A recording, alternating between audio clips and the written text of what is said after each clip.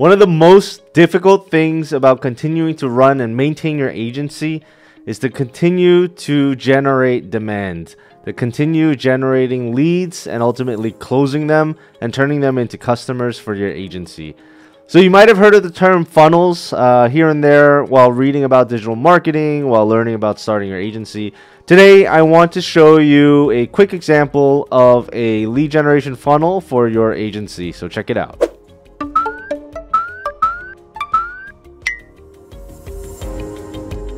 Hey guys, welcome back to my channel. My name is Jun K. Lee. I talk about different ways to grow your agency and also look at a lot of different SaaS tools that might help make your workflow more efficient. I'm a struggling entrepreneur and a digital marketing agency owner like many of you. I've been able to grow my agency over the years to 7 figures, and so I've been wanting to share some of the insights and experience I've had over the years with a lot of other people who are like I was, if that makes sense. When I first started my agency as well.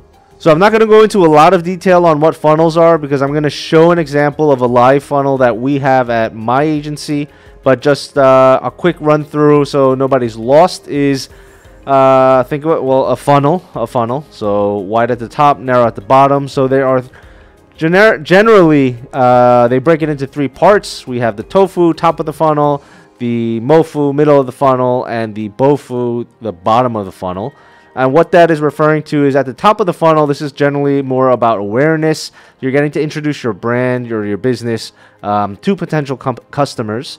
For example, they might get to your site through some of your valuable blog posts or through YouTube videos.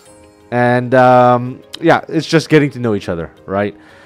And so in the middle of the funnel, this is more about the consideration phase of your leads, your audience, the people that you got to know at the top. And some examples to help push those people down the funnel or your funnel would be things like ebooks, case studies. And so this is the time where you're building that relationship, where you're quote unquote nurturing the lead to ultimately convert them into your customer or client. And at the bottom of the funnel, this is where they are actively making purchasing decisions, and this is where you really need to close the deal, or this is where you would close the deal. Some examples to push them through that last phase would be things like email. They're already in your email list, so you're sending out an email. For example, there's a discount going on. Maybe add some pressure on time there and say it's only lasting for another week, or there's only X number of spots left. So discounts, consultations, free consultations, etc. So that's basically what a lead generation funnel is. And today, what I want to do is I want to share something that we have going, and I've had going on for quite a bit. And I think it's a great way to start out if you're just building or just starting out your agency. Everyone knows it's very difficult to close clients, especially if you don't have a portfolio, you don't have the case studies, etc., etc. So before I share my screen, I'm going to run through really quickly, or maybe I'll throw a quick infographic or a diagram up to hide my face to show you what I'm talking about. Funnel I'm about to talk about would probably fall around MOFU, middle of the funnel. What I think would work great. So outside of the valuable blog post or the SEO work that you're working on trying to generate leads, or the great social media content you're putting out to try to generate leads or build awareness, at the middle of the funnel, if you're just starting out, there's obviously, you obviously have an expertise, right? Which is, I hope you do. It's okay if you don't. We'll talk about that in another video. But obviously, you have an expertise. So you built a service providing agency revolving around that, right? And so you're very knowledgeable about the topic. And what you can do is kind of answer some of the questions or pain points that your target market or buyer's persona has. What does your potential customer or target market, what kind of pain points are they facing, what kind of questions do they have, and you are knowledgeable on that topic, so you can build or write out a very valuable resource that answers those questions, and people want them. And then you would lock that behind a form, right? So you have a landing page all about this ebook, this valuable resource that you're providing to your target market. And the landing page, it'll show a hint about it, but really it's enticing them to download it. And so when they go to download it, there's going to be a form. I'm sure you've come across this quite often. And you need to put in usually just your name and email. And once you fill that form out, you're able to now access that resource. And just yesterday, I downloaded something from, I think, Marketer Milk about Google Analytics, right? So I had to put my information in there, which I'm fine with because I think they provide a lot of value and a lot of information that I want to. So that is what you're trying to do. And once they fill out that form for you, you now have that contact in your email marketing list. So you'd have to integrate that form with your email marketing tool. And so what that means is now you're able to build a relationship. You're able to nurture this lead, give them more information, and ultimately close them later at the BOFU, right? We talked about some discounts and so on. And so to get this done, you're going to need obviously a website or just, a single page landing page if you're not there yet. So for me, I'm using WordPress. You'll need a form. There's plenty of forms out there. I am using WP Fluent form. And for email marketing, we are using Encharge, Encharge.io. We're going to look at all these tools, by the way. And for the ebook, we designed it in-house through my designers. But if I was just starting out, I would use Canva. There's Beacon. There's a lot of different tools out there. So if you're not a designer, you can go into Canva, get an ebook template or some kind of template, and get your copy, your text that you written for that ebook, and put it into those templates, right? And then mix match different illustrations, make it pretty, and so on. But where do you put this ebook? So you would have to put it on the cloud, obviously. The easiest way, if you're on Google Workspace, just use G Drive. And so once it's done with the form, or once they've submitted the form, you can send out an autoresponder or an email that has the Google Drive link in it, right? For me, in this example, we currently we use Google Workspace and G Drive as well, but G Drive we generally use internally. And where I have the ebook is on the cloud using Publitio. Publit.io. Publitio. I don't even know if I'm pronouncing it correctly. Anyway, for me, I just wanted to say one of our USPs, or the way I started, or the kind of services that we provide as an agency. So I started out in South Korea, although we have more branches overseas. I am currently in Thailand, very, very sunny and very, very nice, and building a branch here as well. But because we were specialized in the Korean market, and I realized that there's not a lot of information about Korean marketing, the digital landscape, the different tools or platforms and whatnot, because it is very different from other countries. And most of Asia is actually, even China, Japan, Korea, Vietnam, they're all so different in terms of the search engines they use or the different social media. Anyway, I found out there's not a lot of information out there, and so I built. I got some help from the team, and we built this ebook, which I think is a great resource for a lot of people out there that can't find that information. Right, so we do get a lot of leads this way. Side note: when I first started, so in the very beginning, I was all alone, and I realized also in the Korean market there wasn't a lot of information about automation tools. And social media automation and things like that. So I provide a lot of information on those to the Korean market, and that's how I got my first clients. My first client was $5. So I've come a long way. Anyway, I'm going to share my screen. All right, here we go. What I'm going to show first.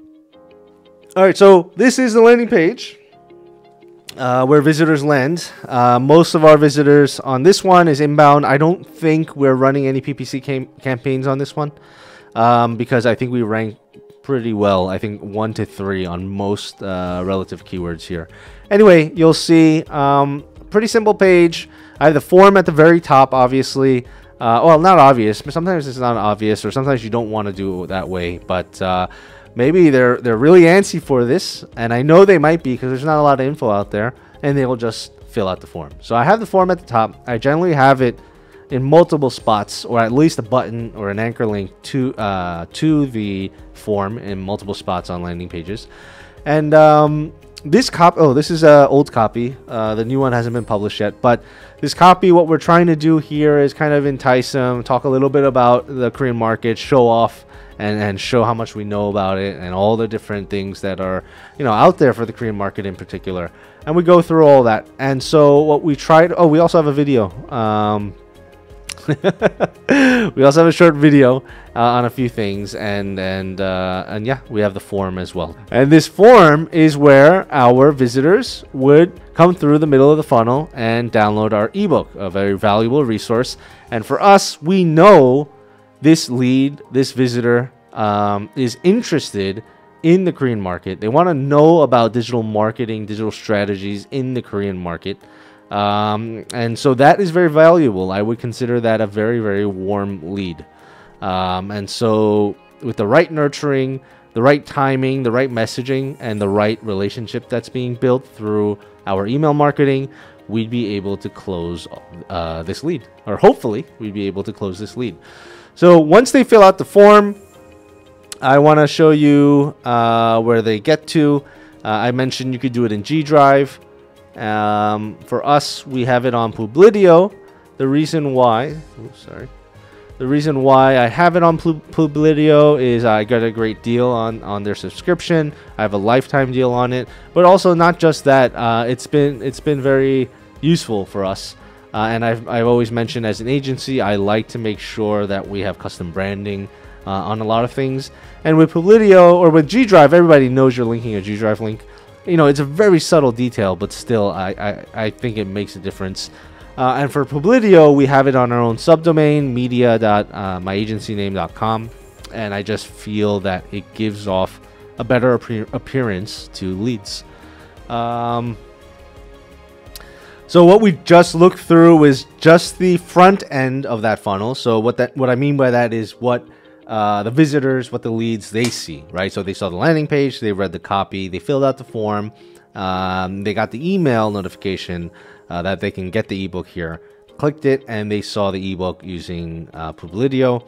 And users are able to download that ebook as well, right? We're not trying to, hold anything back there. So on the back end of those things, so on the back end of all of that, we have the website. So our website is on WordPress. We have moved around a lot, Webflow and a few other things, but we're on WordPress. And as I mentioned earlier, we are using Fluent Forms. And in Fluent Forms, I am showing, so the Fluent Forms plugin, we have the Pro subscription. And in that plugin, we have multiple forms, but I am in the Korean ebook opt-in form, or Korean ebook page form. And in that form, so all forms, whatever form you're using, even contact form 7 and all the many great forms that are out there for WordPress, you'll have options of what you can do. So what I said earlier is that I mentioned that you need to integrate it with your email marketing platform. I mean, you don't need to. You can manually transcribe stuff, but who wants? Nobody wants to do that. So with Fluent Form, there's a few ways to go about it, or any form you have. There's going to be native integrations. So most forms will integrate with something like MailChimp. What else is SendGrid? There's a lot of big name, Klaviyo. There's a lot of great tools out there. Like I said, we're using Encharge. So with Encharge, what we're doing, so Encharge is the email marketing platform. With Encharge and Fluent Forms, what we're doing is we're simply connecting it through webhooks. The way to do that would be go into your tool, your email marketing tool, get the webhook URL, put it in, and set it up, right? So with Encharge, we have that option with the integration, or the webhooks, sorry. Anyway, so that form, I've set up the webhook so that when somebody fills out a form, they get sent, it triggers a flow in Encharge. So with Encharge,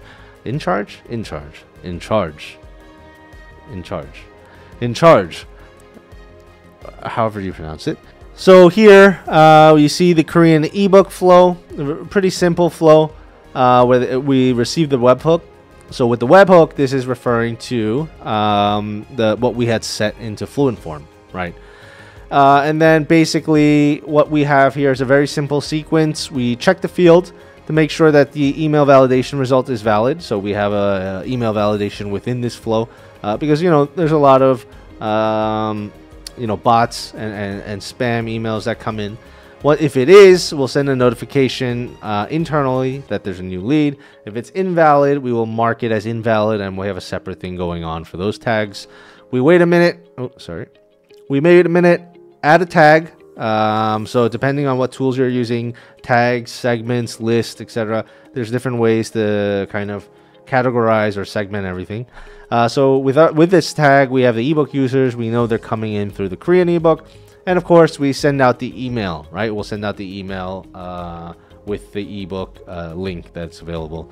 And afterwards, I don't think we're setting this one up, or we're cleaning this one up. So afterwards, what would happen is we'd most likely either send another email to check on the open rates, see if it's a valuable lead or they're interested in our brand. And if so, we will probably tag them or move them into a different flow or a different list or segment or audience. Yeah. So there you have it. Super simple funnel. Funnel sometimes might seem intimidating to people. Well, I'm not going to speak for everyone. It was intimidating for me because I didn't know a lot about anything when first starting out. So I feel it's really important to understand kind of inbound marketing, customer psychology, and basic things like buyer's journey, buyer's persona, your target market. All of these things, once you learn the basics of it and you understand what all this means, and then you start putting into action for your own business, things start to kind of fall in place. And so I just wanted to give a quick example about a funnel that we have that's live, that anybody can do. Because if you start a business revolving around the service you're providing, most likely you're an expert in that service. And even if you're not, or even if there's thousands of experts in that service around you or around the world, there's an aspect to you or to your service that you provide that others don't. And if there's not, make one. And yeah, so you would answer those questions like we have for the Korean market and a few other things moving forward. So this was one funnel, one example for lead generation within the 3 parts of the funnel. And so even what I want to say is that's one funnel, and you can have many. You should have many, and the many within the 3 different parts of the funnel as well.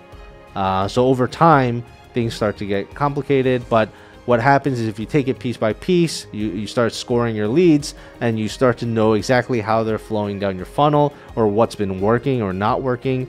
You're able to fill that demand pipeline, or in other words, the pipeline of leads and prospects that you want to close as clients to make money and maintain, sustain, or grow, hopefully grow your agency. So I hope that was helpful. The tools I use, I mentioned. If you're interested in them, I'll leave links in the description. But it doesn't matter what tool you use most of the time, as long as they fit and fulfill the function that they're built for.